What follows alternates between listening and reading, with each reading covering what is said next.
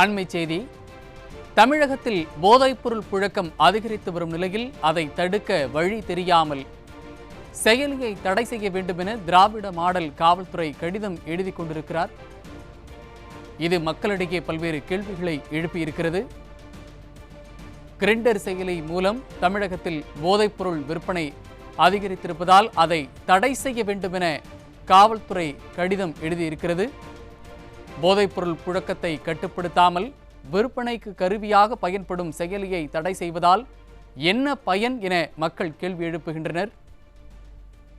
இந்த செயலியை தடை செய்தால் வேறு வழியில் விற்பனை நடைபெறும். அதனால் போதைப்பொருள் தமிழகத்திற்குள் ஊடுருவுவதை தடுக்க வேண்டும் என மக்கள் காட்டமாக தெரிவித்துள்ளனர்.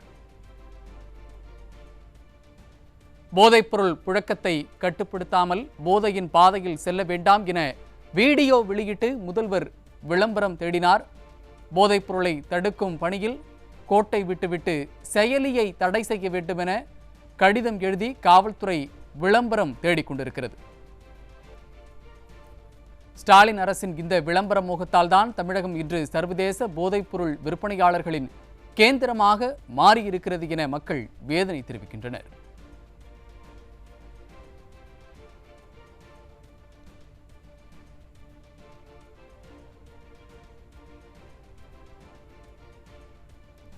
தமிழகத்தில் போதைப் பொருட்களின் புழக்கம் அதிகரித்து வரக்கூடிய நிலையில் அதை தடுப்பதற்கு வழி தெரியாமல் செயலியை தடை செய்ய வேண்டும் என திராவிட மாடல் காவல்துறை கடிதம் எழுதி கொண்டிருக்கிறது.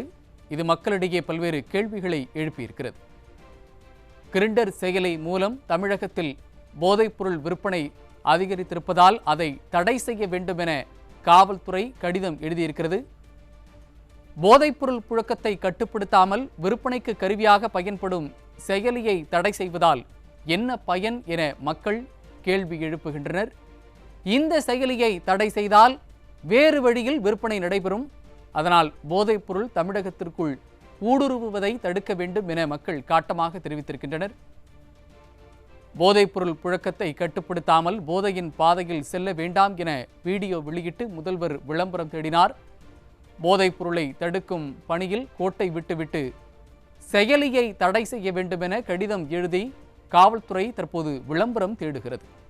ஸ்டாலின் அரசின் இந்த விளம்பர மோகத்தால் தான் தமிழகம் இன்று சர்வதேச போதைப்பொருள் விற்பனையாளர்களின் கேந்திரமாக மாறியிருக்கிறது என மக்கள் வேதனை தெரிவிக்கின்றனர்.